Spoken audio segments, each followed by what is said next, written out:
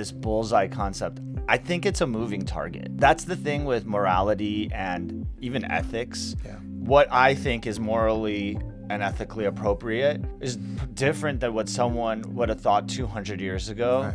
And 1,000 years ago and 10 years from now, with things changing, like day to day, year to year, it changes. You know, like I've been pondering this idea of like where I stand on the abortion issue, which is a really hot button issue. But as I've been having a lot more cases involving fertility and going through some of my own journey in that process, it really begs the question of, why is everyone arguing about that so much? You know, that it's obvious, like it should just be allowed. And I'm starting to see it is a very hot button issue because it's difficult, because the moral question, the ethical question of what should we be doing in that situation is not as clear as like one side is right or the other side is right. It really is a difficult question. And so within my own life, that target you're discussing is moving and I'm chasing it. I'm like watching it move. I've got to start changing and adapting my thinking to the experiences that I'm having are changing. I mean, I think that something like abortion it's clearly not the ideal. I've had 2 different abortion doctors on my podcast,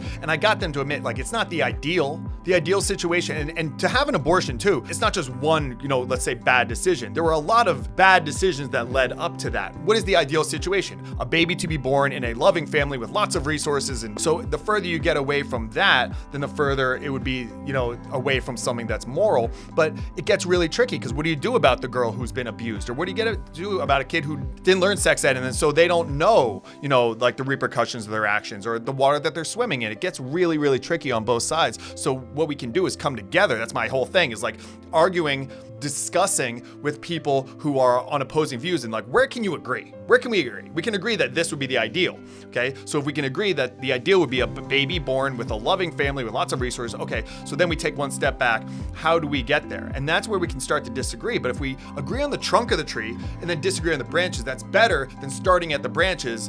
And that's what happens in the abortion debate. I think that one side is looking at the woman and the women's rights and, telling her what to do with her own body. And the other side's not even really focused on the woman nearly as much as the unborn baby. So they're completely talking past each other. One's talking about the baby, one's talking about the woman, one's talking about the harm to the woman, one's talking about the harm to the baby. And then you're not having a discussion really. Now you're just completely missing each other. It's the thing that I always say, like, my goal in a clinical situation is meeting a person where they're at.